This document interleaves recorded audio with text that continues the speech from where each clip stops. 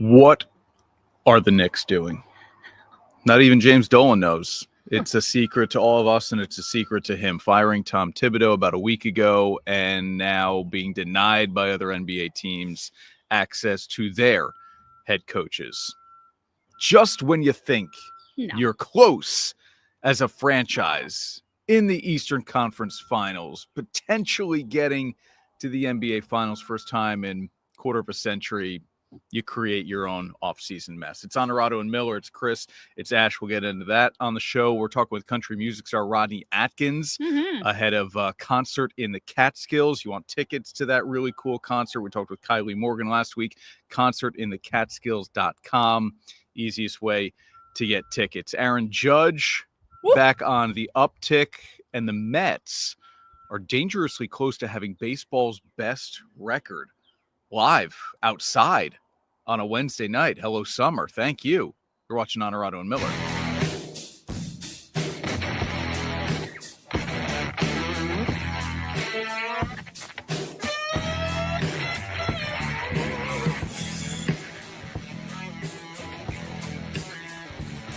This is Onorato and Miller, sponsored by Alpenhaus. Alpenhaus, Marcella's, Bev's, Performance Industrial, and Novice. We've got our Triple D right out of the gate here on Onorato and Miller. And now, Dirty, Difficult, and Done. Sponsored by Performance Industrial. Bill Miller, his great crew at Performance Industrial. There's never a job too dirty or too difficult for them to get it done. Turns out, Ash, it's difficult for the Knicks to find a new head coach. And I said this to you over text. I say it in any head coaching situation. For a successful organization, franchise, program, whatever you want to call it.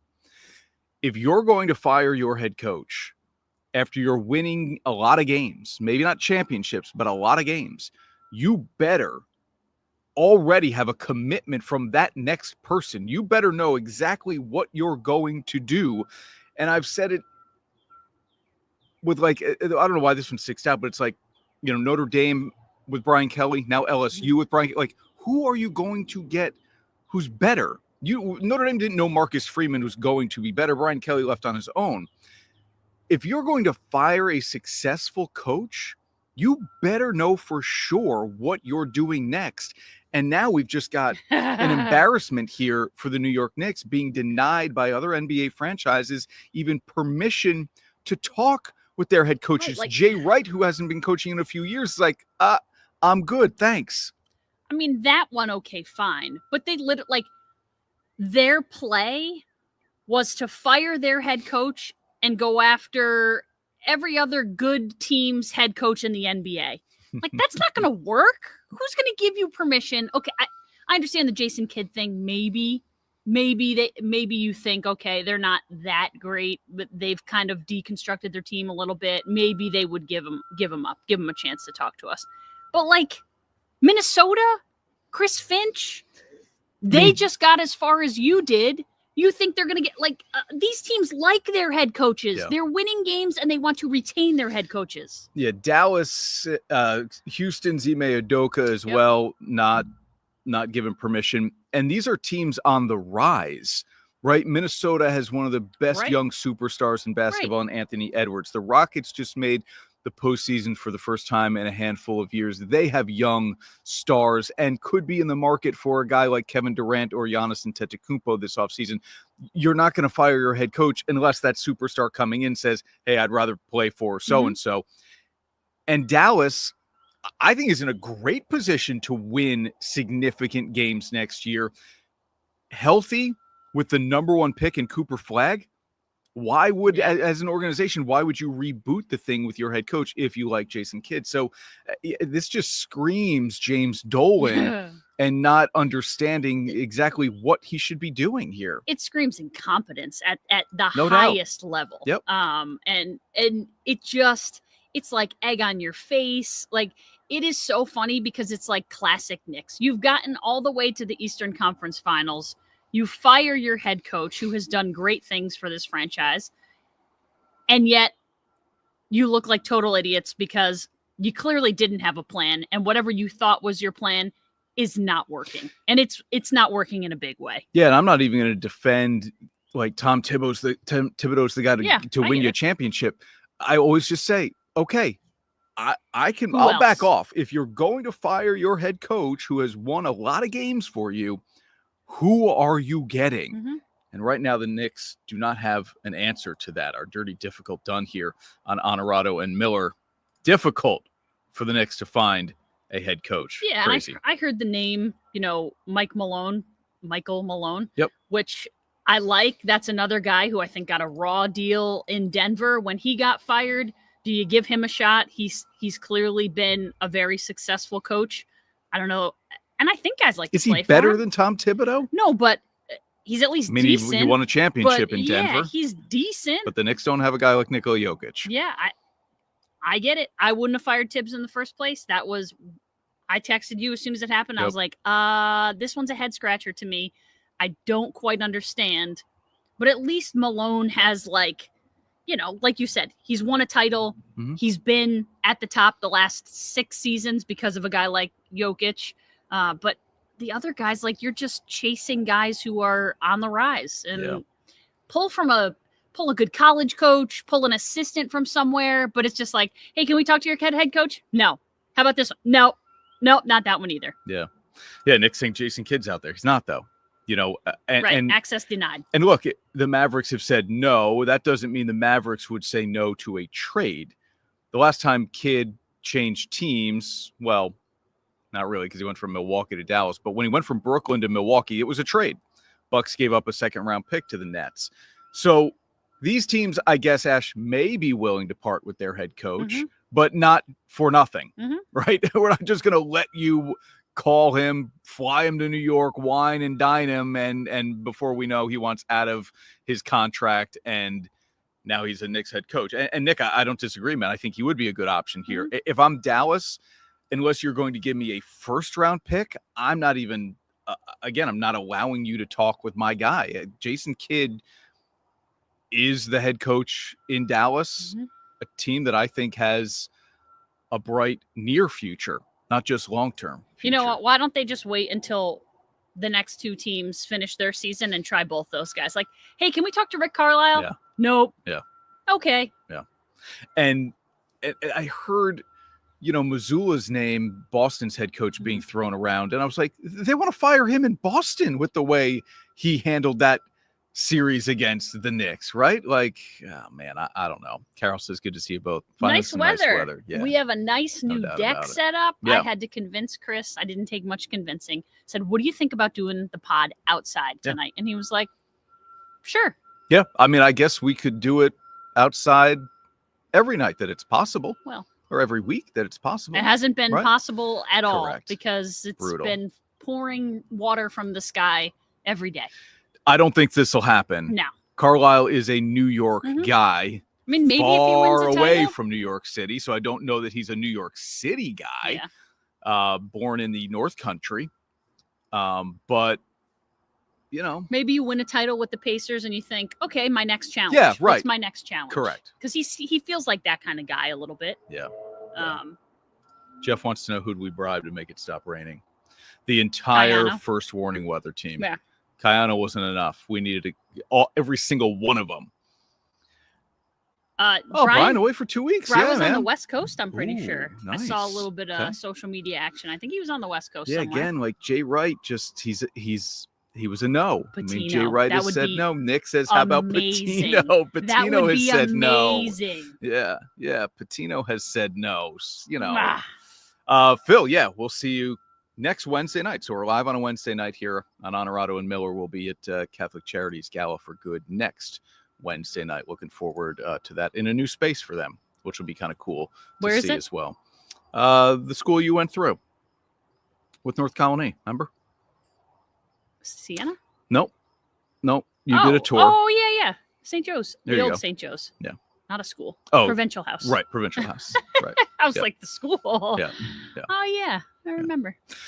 Could Kevin Durant end up in a Knicks uniform? There's a short list of teams that his representatives and the Suns are looking at. in terms of a trade this offseason as Durant goes into the final year of his contract. We're talking about that next here on Onorato and Miller. Back in a minute. Grab the family and get on the water in style with a Barletta pontoon featuring the power of a Mercury outboard motor. You'll be slicing through the waves with a smoother, quieter ride, leaving you to relax and soak up the sun. Whether you're cruising with a family or tubing and skiing, Barletta and Mercury will give you the best ride on the lake. With their unmatched reliability and refined performance, Barletta and Mercury won't let anything hold you back from having a summer you'll never forget. So don't wait. Stop by Alpenhaus Boats and start your next adventure today. Check out our great selection on Route 30 in Amsterdam and online at alpenhausboats.com. I'm Jeff Ukelek. I'm owner of Bevs, and we're a beverage center in upstate New York. You're just going to have that wow component when you come in, like, wow, look at this place. It's bright, it's clean, it has everything that I need. Consumer is king. Be able to provide them a friendly environment and a place to shop, no matter where they are, whether they're down here in Saratoga or whether they're up in Queensbury. You're always going to get the same experience when you shop at Bevs. At the end of the day, if you walk in these stores, you're going to see a lot of people that have a lot of pride. And now, back to Onorato and Miller. Sponsored by Alpenhaus.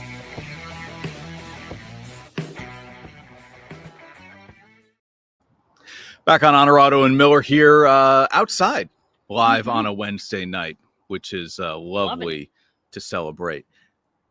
One more thought on the Knicks here before we let it go. What?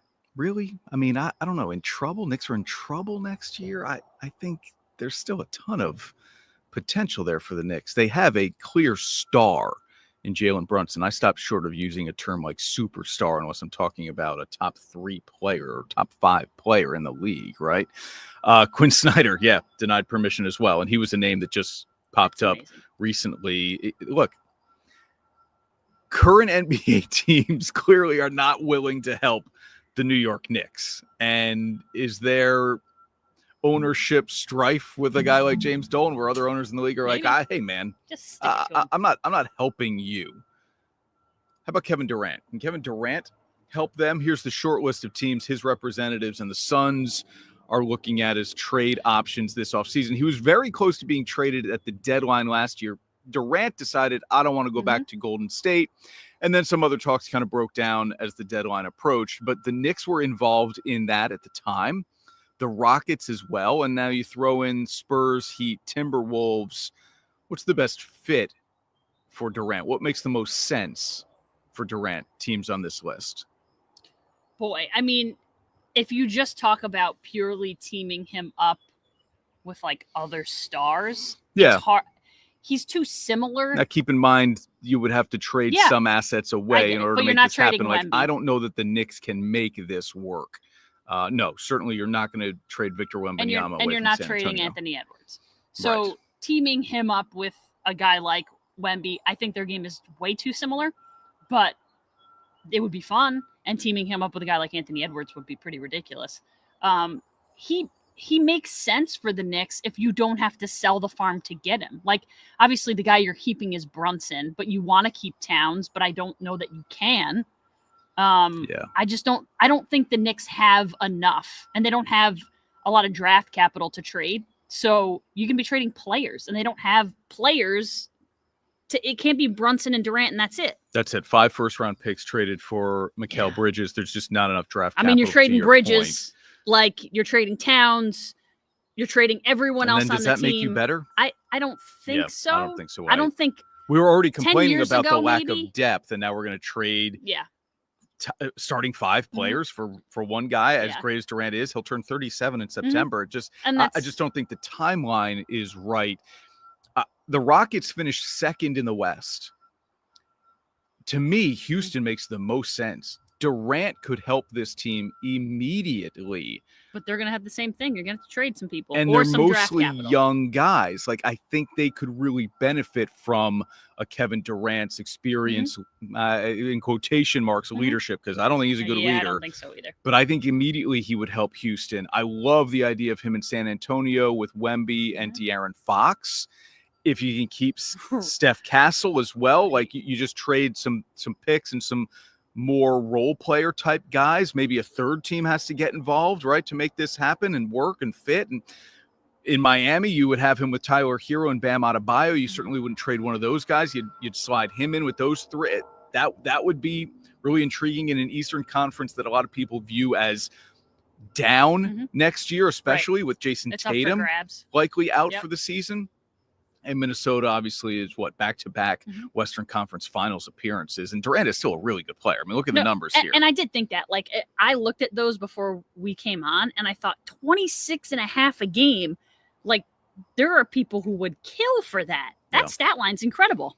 Do you know where he just has to play? Where it ranks. 62 games. He just has to play. Yep. I can tell you that in his son's career, albeit very brief, he averaged 26.8 points a game, and that is number one in franchise history for points per game. But yes, he just has to. 62 is enough if he's 100% healthy going into the postseason, and you've got a top 4 seed. But 62 on a team that missed the playoffs, right? That could be all the difference there. The fact that he missed 20 games, if you gave me 10 more, if you only gave me half more, that might get me somewhere. 54, 55 left on what's an expiring contract. By the time we hit this summer, he could sign a 2-year extension worth as much as 112, which he would get the max. So that's part of the equation here too. A team that, one, has the assets, right, to acquire him, but two, has the cap space to bring him in as well. Not easy.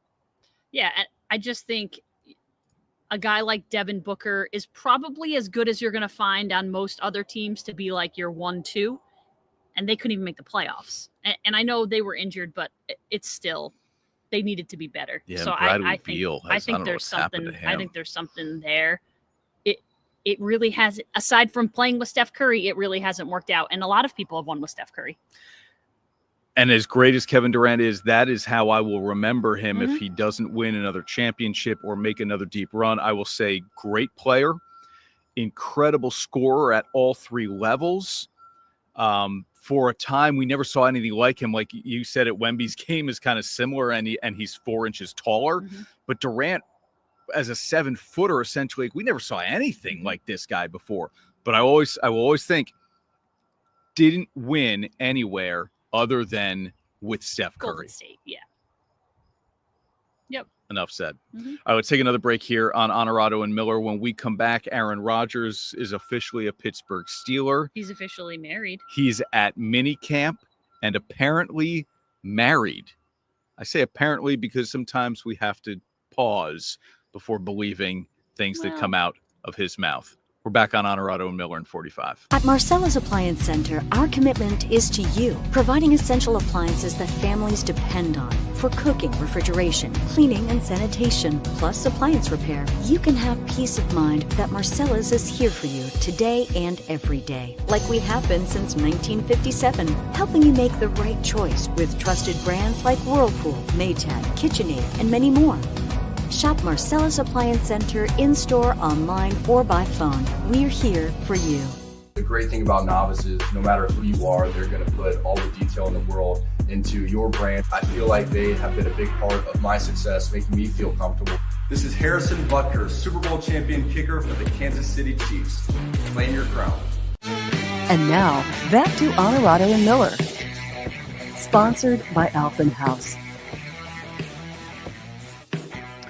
Alpenhaus, Performance Industrial, Marcella's, Bevs, and Novice. We had the Belmont Stakes in Saratoga. Yeah, we did. We'll get to that coming up here. We'll do a little what happened since we last talked, because there were championships, if you will, handed out at Roland Garros in the Women's College World Series. Some incredible numbers to look at when it comes to the popularity of college softball right now, and how Major League Baseball is hoping to cash in on that a little bit with really Athletes Unlimited. We'll see how that goes. But the news of the week in the NFL is that Aaron Rodgers is at Steelers minicamp, and he's married. He signed a contract. That was a big news. Oh, yeah, he's married. That was probably the biggest news. I think it's funny. we all assumed people he'll care. be a Steeler, and then when he showed up wearing a wedding ring, everybody was like, "What?" Black Enzo on the field. He said, that a wedding ring? Yep. Yeah, got married a few months ago. He said, very little detail, got a first name out of him.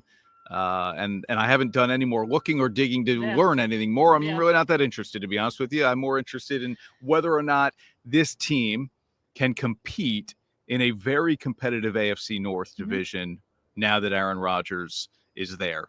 Burrow, Jackson, Rodgers, somebody in Cleveland. Does he make them better than third, which they probably would have been anyway? Maybe. I mean, it could be close. It's closer than whoever they were going to start without him, because we don't know who that was. Yeah, maybe. I mean, he makes any team pretty much that he's going to be on better. He just makes them older, not younger, which, whatever. Yeah, I think there's a good chance of it. Could you imagine he gets married and just can't play football anymore? He's one of those guys. And then everyone blames him getting married on it. That'd be amazing. I don't know that he made the Jets better. The Jets had the same record with Zach Wilson as Aaron Rodgers for a time. So, I mean, Aaron Rodgers is an infinitely better quarterback. No question. Than Zach And Wilson. I believe that people who just dismiss last season the way Rodgers played, they didn't watch the games. They're not paying attention to the numbers. He was really good in more than just the second half of the season. His final 10 games with the Jets were really good.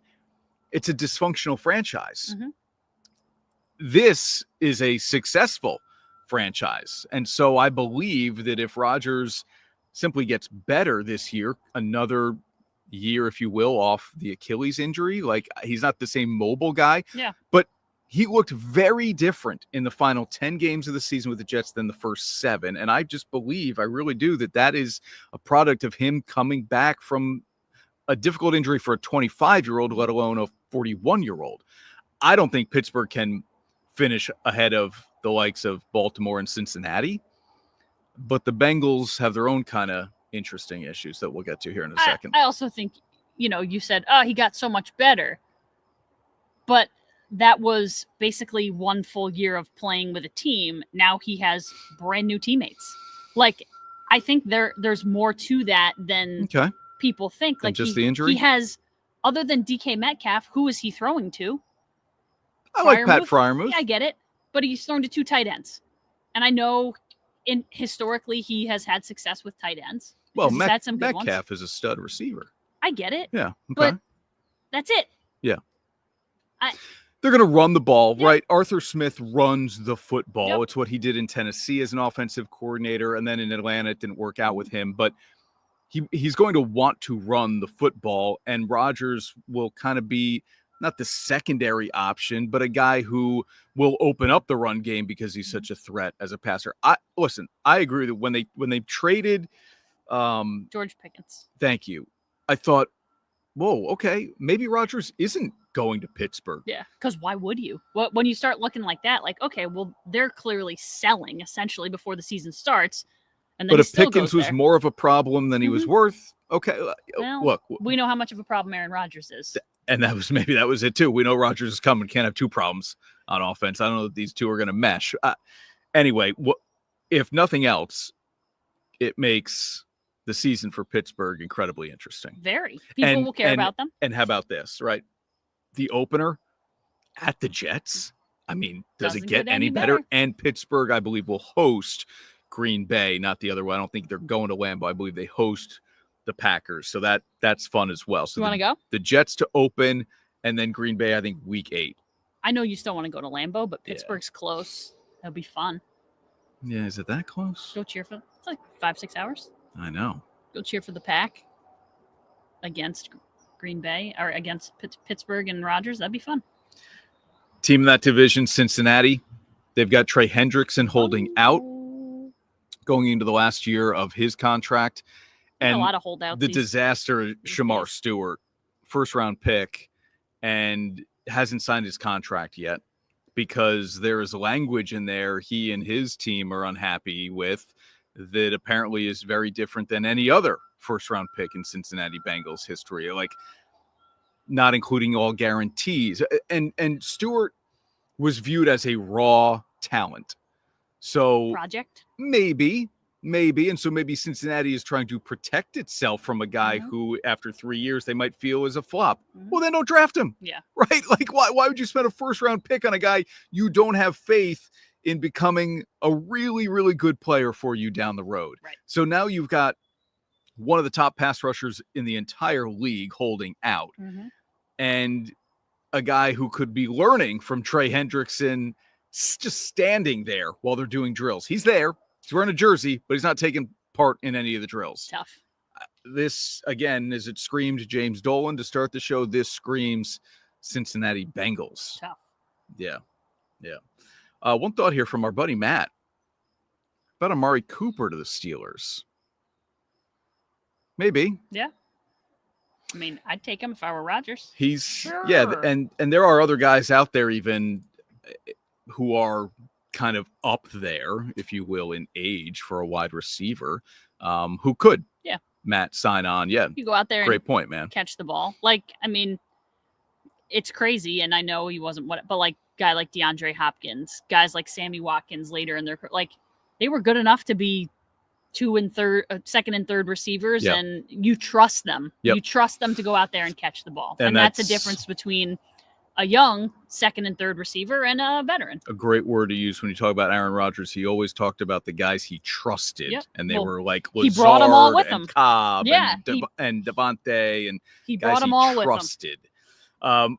Back on Shamar Stewart here. This quote is great. I'm 100% right. I'm not asking for nothing that's never been done before. Y'all just want to win an argument instead of winning more games. I mean, He's right about the contract.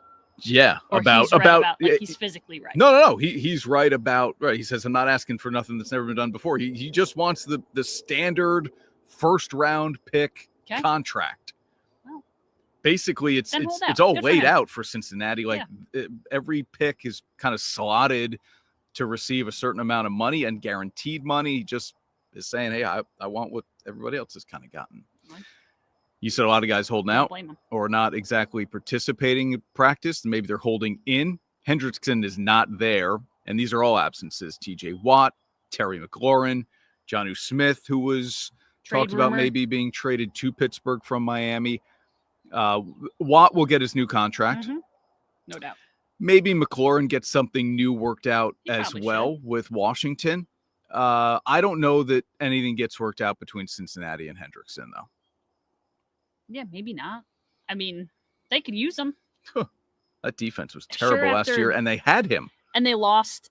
Who did they lose last year? Sam Hubbard retire? Did he retire? I thought so. But yeah, when you lose a guy like Hubbard, you want to keep a guy like Hendrickson. Not happy. A lot of Saquon people who are Barkley's on the unhappy. cover Oh, of this Madden, is so good. and he has now passed Patrick Mahomes for number one in Ooh. merchandise sales. Philly fans love to buy. Does this make the Giants fan in you miss him more? I missed him from the beginning. Yeah. I wanted to pay him, and I know he wouldn't have made. I get it. He wouldn't have made us win. I understand that. But Okay. he's a very good player. Okay, but who's not going to cost you. I mean, whatever. $15 million for a year. But is paying Saquon Barkley $15 million a year for 4 years Mhm. the smart move for a team that you feel is not going to win games anyway? It's Oh, like they in weren't gonna win baseball, last like year, but- paying a top running back feels like in a lot of ways paying a top closer on a bad baseball team. Mhm. You're not winning games anyway. Why do you need this guy to come in the ninth and be a shutdown arm? If I get you it. feel like the Giants aren't good anyway, why are we spending money long term and kind of further tying our hands in what we might be able to do down the road? I don't know that it really would have tied up that much money though, that they couldn't have figured something out down the road. And my other thing is like loyalty is something. And it was clear that Saquon Barkley wanted to play Yeah. for this team. It was a bad team. He still wanted to play for us. And we were kind of like, nah, we're not going to work. So you know what? Good. I'm Okay. glad he went to Philadelphia. I'm glad it was a division rival. Oh, I'm glad boy. it's sour grapes and salt in the wound. Yikes. Because that's what but that's what ownership and leadership of the New York Giants deserves. I'm not saying that's what Giants fans deserve, but good guy, always a great player, great example, good leader, good teammate, and you're Okay. like, nah, you're good, we're not going to pay you. Yep. Always said the right things. So good for him for going to get a championship, and I just think it's funny that it was with the Eagles, and it was the next year. And He's on the cover of Madden, reverse hurdling a defender. And if and you it was haven't as seen impressive it's of awesome. a season from a running back we've seen in a long time. I mean, it was almost the greatest season ever yeah. for a running back. So for the cover, though he reenacted. If you haven't seen it, go on Instagram. The athleticism, I mean, it's insane. Yeah. Jumps off the page. Yeah, crazy. Jumps off the page. Nick, our resident Bengals fan. Need them all, Nick. Better pay, Nick. Break out the checkbook. Well, they've already paid the quarterback. They've already paid 2 receivers, top-tier money. There's only so much they can go around. And I find it interesting that they prioritized T. Higgins instead of Trey Hendrickson. But they, at the time, were trying to keep Joe Burrow happy. Now, Burrow is in the corner of Hendrickson as well. They're going to try to keep him happy by keeping Hendrickson Break out as your well. checkbook, Joe. Not going to be easy. Give him some moolah. All right, when we come back here on Onorato and Miller, Rodney Atkins, country music star, headlining concert in the Catskills this weekend, Saturday night, concertinthecatskills.com. Our conversation with Rodney Atkins next. I'm Jeff Ukelek. I'm owner of Bevs, and we're a beverage center in upstate New York. You're just going to have that wow component when you come in, like, wow, look at this place. It's bright, it's clean, it has everything that I need. Consumer is king. Be able to provide them a friendly environment and a place to shop, no matter where they are, whether they're down here in Saratoga or whether they're up in Queensbury. You're always going to get the same experience when you shop at Bevs. At the end of the day, if you walk in these stores, you're going to see a lot of people that have a lot of pride. Using the highest quality materials, artisanal craftsmanship, and creative design, we're ready to help bring the vacation experience to your own home. With custom-designed Legacy Edition pools, we're confident we can turn your backyard into your own personal oasis, and we'll be by your side through the whole process. Get outside this summer with Alpenhaus. Be sure to visit our 16,000 square foot showroom expansion on Route 30 in Amsterdam. Alpenhaus Pools and Hot Tubs, Amsterdam and Clifton Park. And now, back to Onorato and Miller. Sponsored by Alpenhaus. Back on Onorato and Miller, concert in the Catskills coming up this weekend, Saturday night, June 14th, and this is the guy headlining it all. Really cool spot in the Catskills, Rodney Atkins, country music superstar. Rodney, man, thanks for doing the show. How are you? Oh, good, Chris. Good to see you, man. Can't wait. Strangest place you've ever played a show? Strangest place. I mean, it was kind of wild. It was probably the coolest place, too, was playing the FOBs in Afghanistan. That was a trip. You do so much to support our military. And I guess this sounds like a stupid question because it's like, I'm anti-cancer. It's easy to do, right? But so I would just ask, why? Why do you do as much as you do?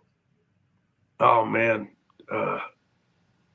I first did it just because I think it's the right thing to do to support the men and women that are out there grinding just all over the world. Now, after doing it, what I come back with every single time is us, no matter what the situation, like Afghanistan, for example, that place is not a good place to be. It's freezing cold. It's burning hot. It's raining sideways. It's a mess. And not to mention the danger that they were facing there. But I've never heard one man or woman defending this country, not one ever complain about what they're doing. I come out of it saying, man, I'm not going to complain again. I don't have the right to complain anymore. It's just, it's an honor. And they're the reason that we have what we have. And the reason this country is great is because of those men and women. I firmly believe that. United States. Your description of Afghanistan reminds me of your song, If You're Going Through Hell. True. Man, I don't know. That obviously that song has endured for quite a while here, but I think it speaks to each and every one of us at some point in our lives.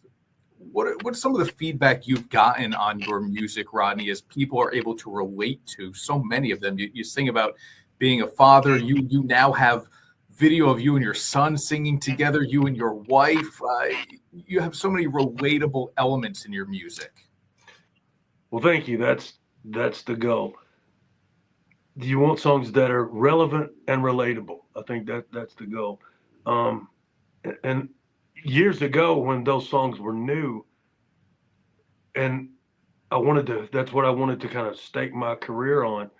I can remember being told, look, buddy, it's a cute song, but I don't think a lot of people are going to want to hear you sing about your 4-year-old saying a 4-letter word. And it's really personal. I mean, you got his nickname Little Bear in the song, but I think that's ultimately what made it special. But I'm glad the label let me kind of, live or die on those songs. I love life songs. My love songs are Watching You. I don't sing a lot of love songs. I'll let the good-looking, good singing guys do that. Going Through Hell, man, the stories I've heard on that, and you're right, we all experience some form of that. I guess hell is relative a lot of times. And the stories that I've been told in the last couple months, maybe 3 or 4 times, somebody had a pistol in their car, and they were going to end it all. They lost their job, their wife, whatever, going through the worst time of their life, illness. And they had the radio on and watched Going Through Hell came on, and they listened to it. And the last guy said, that pistol is at the bottom of the river now. And that's all. I've got it all worked out now. Everything is back to where it should be. But I mean, that's the ultimate compliment. That's better than having a number one song. It's a tune that really touches folks. Well, you've got 6 of those, so you would know for sure.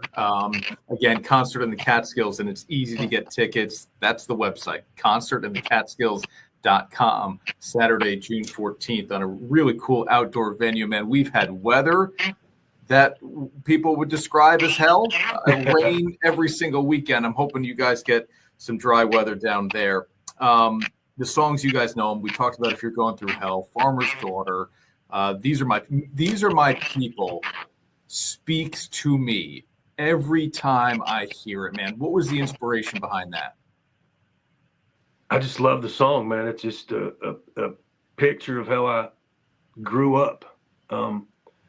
It's about community, man. I love people ask me, what's your favorite thing about what you do? And it's always the same. It's easy. It's the people. It's meeting the people. It's people coming up saying that's my jam. I love how people can come up and feel like whether I've met them or not because they know the music, like they know me. I love that. But that's the most special thing about, any of us. The community is everything. And that song just really spoke to me too about, I love we songs, not us against them kind of stuff. My wife and I are huge country music fans. I'll admit I'm late to the party. She brought me in about 13 years ago or so now. But I'm learning the great history that comes with this genre. And so I see you signed your first record deal in '96. Yeah. How do you survive in such a competitive business? Dude, that's a great question. Yeah, I moved to Nashville in '95, so 30 years ago. A lot of folks get caught up in just putting a whole lot of music out there. Now they're releasing 30, 40 song albums and stuff. I just try to make sure I record great songs that are very relatable and relevant. Remaining relevant is kind of everything, I think. And just working hard, just keep digging in and caring about the message that you're putting out there. Well, you've got new music out late last year, already this year. You are writing and recording things with your wife. Who gets final say in the creative process? Oh, she has the ultimate say. Yeah, I love working on records. I make most of my records at home. And she's even the reason we just released 20 years after I wrote the song, Watching You 2.0, yep. Which is the craziest. I never dreamed it would happen, but it's the way Watching You was always meant to be, I think. She got my son, who I wrote the song about. I don't know if this has ever happened, actually. A song that became a hit, and then 20 years later, it was written about someone, and you do a duet with the person you wrote it about. It's kind of crazy. But it's been amazing. She just said, you guys got to do this. She got him to do a TikTok. She gave him chicken casserole and said, you got to do this TikTok with your dad. And man, she posted it, and I don't know, 12, 13 million views later, she said, you got to do the whole thing. You got to do the whole song. So we finally got it recorded, and it's been amazing. It feels like yesterday. And again, it feels like that's the way the song was always meant to be. The videos of it are so cool. We are primarily a sports talk show here with the NBC in Albany. So I know you were born in Knoxville and you followed the Volunteers for a while, but I saw that you got to play in a celebrity softball game recently, again, supporting our military and veterans. How's the game? It was fun. It was cool. It was a blur. It's good to see. Again, it was for the CMA Fest, so all the fans are there. So hanging with the fans is incredible. How's your game? Oh, I got a hit. I got a hit. Right. I don't even remember if I made a play or not, but yeah, I got a hit. I did. Went the opposite side. But I love it. I'm getting to coach. So I have a 5-year-old and a 7-year-old, and I do coach's pitch here in the little town we live in, and that's been fun. That's been a blast. Parents tough on the coach? No, not really. No, we encourage them, which is about encouraging kids at that age. It's like herding cats half the time. I love that. Listen, Rodney, thank you so much for the time here. Can't wait to see you in the Catskills. Again, concertinthecatskills.com to see Rodney Atkins. We had Kylie Morgan on the show last week. It's going to be a great show for you guys. 6 number ones, more than 4 billion streams of your music. The brain just can't even compute that, man. Continued success and travel safe. Thank you. Thank you so much, man. Can't wait to see you guys. It'll be awesome. The great thing about novices, no matter who you are, they're going to put all the detail in the world into your brand. I feel like they have been a big part of my success, making me feel comfortable. This is Harrison Butker, Super Bowl champion kicker for the Kansas City Chiefs. Claim your crown. At Marcella's Appliance Center, our commitment is to you, providing essential appliances that families depend on. For cooking, refrigeration, cleaning, and sanitation, plus appliance repair, you can have peace of mind that Marcella's is here for you today and every day, like we have been since 1957, helping you make the right choice with trusted brands like Whirlpool, Maytag, KitchenAid, and many more. Shop Marcella's Appliance Center in-store, online, or by phone. We're here for you. And now, back to Onorato and Miller. Sponsored by Alphen House. All right, back now, live on the deck Live after on the talking party with deck. Rodney Atkins. Pretty cool. I mean, and people might go, Rodney Atkins, what did he say? And you play some of his music. You're like, oh, yeah, man, he's got. These are my people. I love that song. This is where I come from. Love that song. It's a great one. Yeah. So again, concertinthecatskills.com. Carol wants to know any relation to Trace Atkins. What did you find on the old Google? You were supposed to be looking it up. I was in taking care of my chips and salsa. It wasn't the deal. I had snacks on the deck. Ashley said, "Oh, we should look that up and you were the one and with answer your the phone. question." All right, hold on. I'm going to say no. I was getting snacks. I don't think Okay. they're not. Mets now have the second best record in all of baseball, and they're only a half game behind the Tigers for best record. Who at the beginning of the year The Tigers had Tigers Mets 1-2 on June 11th as we do this show live? It was all Dodgers. Remember when the Dodgers started out how they're like, they might win 140 games.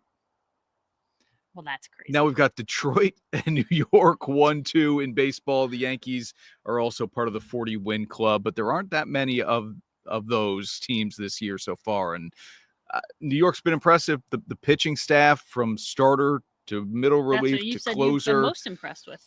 They've been so good. Kadai Senga has one of the best ERAs in baseball. Pete Alonso leads the majors in RBIs.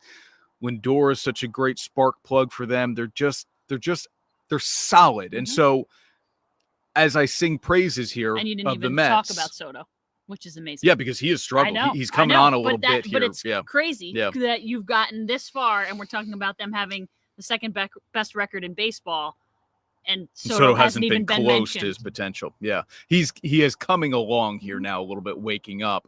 And so as we sing praise, all this is nice. But in the grand scheme of things, for a team that has a payroll as large as the Mets, none of this matters unless there's postseason success. And so I guess I would ask, what do you see as the level of staying power for the Mets? Where would you put them at the end of the year in terms of contenders in the National League? The Cubs lead the Central, the Dodgers lead the West, and it's tight in the West. San Diego and San Francisco are right there as well. So where would the Mets rank for you in terms of teams that could win that league? Yeah, I see them getting to the NLCS. Again. I don't think I see them winning the World Series. It feels like getting to the NLCS is kind of my ceiling for them, which is nothing to raise your nose at. Nowadays it is, especially with that payroll. Yeah, because they were there last year. I get it. And so it's like, if you get there again, the expectation is we got to get over the hump at some point, Especially right? when you add a guy like Soto. Yeah, right. Yeah, when you add a guy like Soto. Yeah, I would not list them as World Series contenders at all, which is crazy to say. 43. I'm not a believer that this team is going to make a run through October to win a World Series. I mean, if Soto gets hot, anything's possible. But outside of the Dodgers, I don't know that I believe in any other NL team. Yeah. So yeah, you by process of elimination, you have to give them a shot. No doubt. And that's why I kind of went with NLCS, because it feels like they're at least a top 4 team in the NL, which means they would need to get, or they would realistically get to the NLCS. We should go back and do our picking of, I guess, top 2 team would be. We should go back to the game where we picked. I think I may have chosen the Dodgers or the Tigers to win their division. Yeah, you did. And you picked them And last maybe year last as well. year. And they did. Yep. They did last year, and they're on pace to do it again this year. I just kind of rode the Scooble train. He's AJ incredible. Hinch, young talent. It wasn't all that. Scooble's been incredible. And I think you would also maybe admit to being at this point wrong about Max Fried and the Yankees. Did I hate Max Fried? No, you didn't hate Max Fried. You just questioned the contract and the money and the commitment and the whether or not he could handle New York I don't think I questioned stay him. healthy. That was it. That's it. I don't think I questioned him handling New York. He seems like a pretty chill guy and whatever. But yeah, the injuries for me were like, you're giving this contract to a guy who just can't seem to stay healthy. Yeah. Don't love it. And listen, it's only June. We got a long way to go before we hit playoff baseball. But he has 9 wins, leads the majors in that category. He has an ERA below 2. The guy's been incredible. Hasn't needed him. I know. He's won some. He's been incredible. He's won some games that they haven't supported him either. I mean, an ERA of like 1.84 or something like that. Last week, we looked at Aaron Judge's numbers, and he was down to like 386 or something like that. He's up 10 points now. And he was like third and fourth in most categories. And the power numbers are coming back here as well. 24 home runs, second only behind the guy they call the big dumper, and that's Cal Raleigh. Oh, I thought you were going to say Kyle Schwarber. I'm like, the big dumper feels like Schwarber hit number name. 22 or 21 today. Judge is second in RBIs. We mentioned Pete Alonso has 62. That's tops in baseball. Again, this is through 65 games. We're live on a Wednesday, so these numbers move by the time you find us on TV over the weekend. Number 1 in OPS, still number 1 in hits.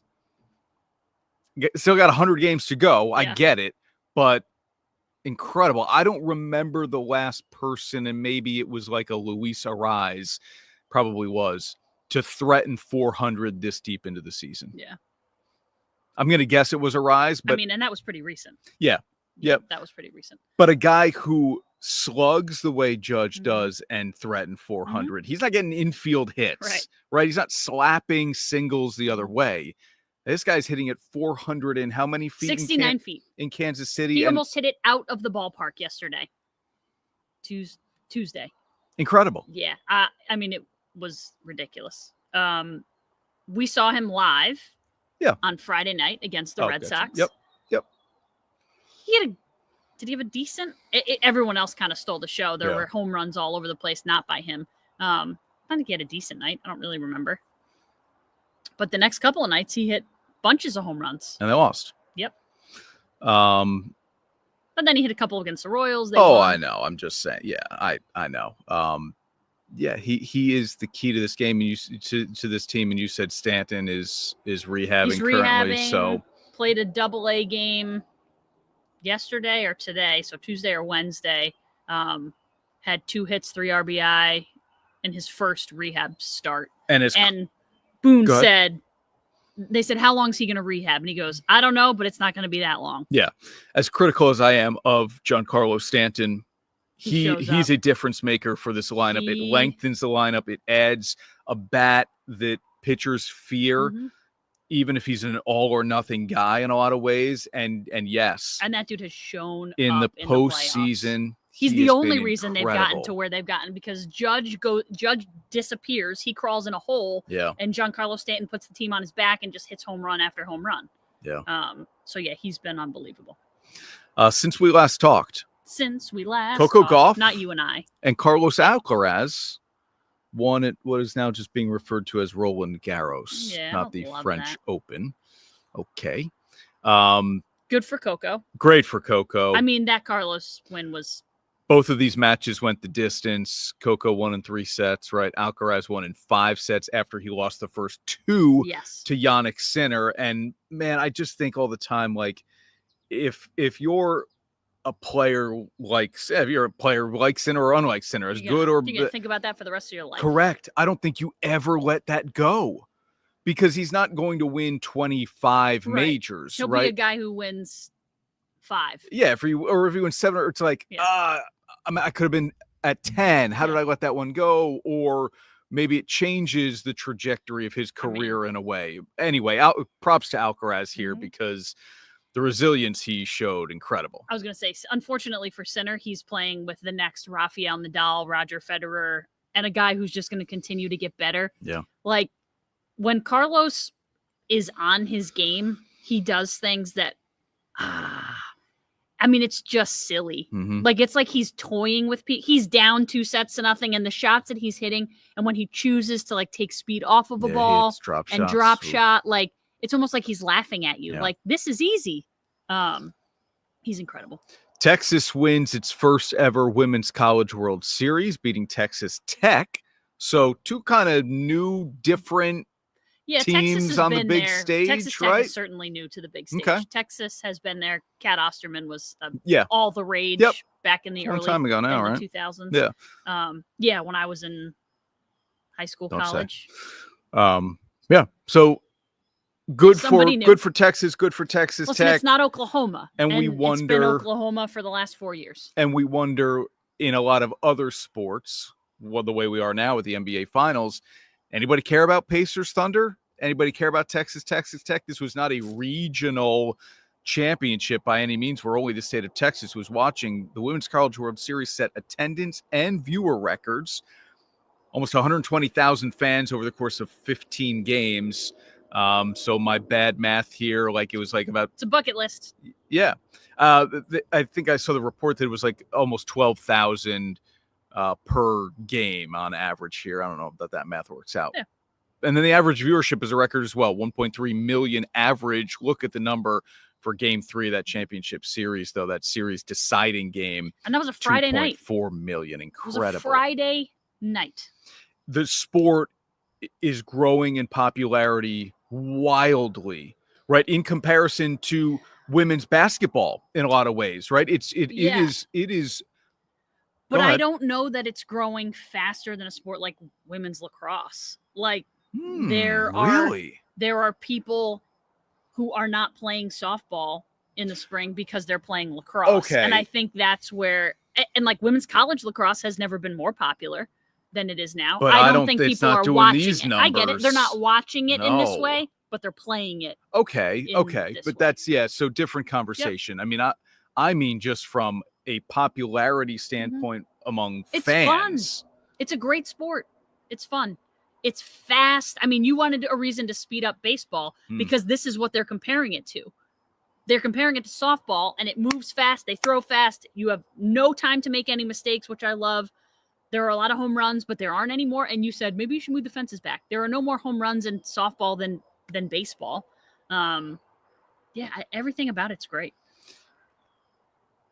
And I wonder, because we've said, like, boy, it's really a shame that some of these great players have nowhere to go after their college career. And now we'll see what Major League Baseball's plan with Athletes Unlimited ends up being. Athletes Unlimited has been around, or versions of, there have been professional softball leagues that have existed, and they just can't, they don't hack it the way that other teams have been able to. I tend to wonder But if maybe the climate is right now. Yeah, and I tend to wonder if listen, the PLL has uncovered something, and I tend to wonder if leagues like Athletes Unlimited for softball are going to take a page out of their book and do like a traveling show. Like that would be the way to do it. No doubt. Travel, bring it to a new city, play 4 games in a weekend, and sell the place out because you would do it everywhere. Investment you would and do it everywhere. overhead. You don't need your own stadium. You are bouncing from stadiums that already exist, and you one could to the next. stay. I mean, for the first couple of years, you're not going to have a ton of teams. For the first couple of years, you could stay regional. Like if you were just going to do West Coast and Texas, you could do that, and it's not the end of the world. But televise the games if they could do that. Pretty cool. Yeah, that would be great. U.S. Open is this weekend at Oakmont. That's in Pennsylvania. Scotty Scheffler, who is we'll show you the odds here in a second. He's a historic favorite. Calls Oakmont the hardest course ever. So this, I guess, currently in the circuit or that's available to be played right now. But he's heavy. I mean, plus 275 here, and this is insane. If you look at these numbers, just some historic perspective, he's the largest favorite for a major since Tiger Woods back in 2009 when he was plus 225 or even shorter. Now, Tiger didn't win a major in 2009, but he was a heavy favorite in all 4 of them. Scotty's red hot. Everybody, you saw the stat out there that over a certain stretch of about a month, he had as many golf tournament wins as Rockies had won games, and it was 3. So he's having a great year. That's crazy. DeChambeau's next on the list. You see McIlroy, Rahm, Xander Schauffele, Ludwig Oberg, Colin Morikawa. Who do you think will win? Give me a pick, just for fun. Not named Scotty. Schauffele. Okay. Yeah. That's just a fly. I put some down on DeChambeau weeks ago. So I'm hoping that one comes in. I'd pick Scheffler. You give me Scheffler or the field, I'm picking Scheffler till he stops If winning. I gave you Scheffler or the field, you'd take Scheffler. Yeah. Wow. Until he stops winning. Yeah. It's crazy. This is the Tiger conversation. But it was always Tiger or the field. Tiger or the field. Tiger was that crazy odds to win, and he didn't win a single major that year, and yet he was a favorite in every one of those majors. Scotty Scheffler is winning every tournament he plays. At least there's a reason why. And I know Tiger is Tiger, but even when Tiger wasn't winning, he was a heavy favorite. Scotty's winning, and he's a heavy favorite. Yeah. Nuts, right? Sovereignty won the 157th Belmont Stakes, run at Saratoga, of course. Right in our backyard. Won the Derby and the Belmont, and Journalism finished second in that race. He was the winner of the Preakness here, setting up what could be a fun summer at Saratoga with the Dandy and Traverse, assuming those 2 horses are back in the Midsummer Derby. I'm sure they will be. It's at that point, yes. Another rematch. Sovereignty has won both of those maybe the meetings loser so doesn't far. run in the Traverse. If they run in the Dandy, maybe the loser doesn't run in the Traverse, but too much money. Thank you, Mike. Wearing that Nash shirt in Lake George. We appreciate that, man. Spread that brand. Spread the love. Thanks for watching Onorato and Miller, everybody. Have a great weekend. We'll see you next week.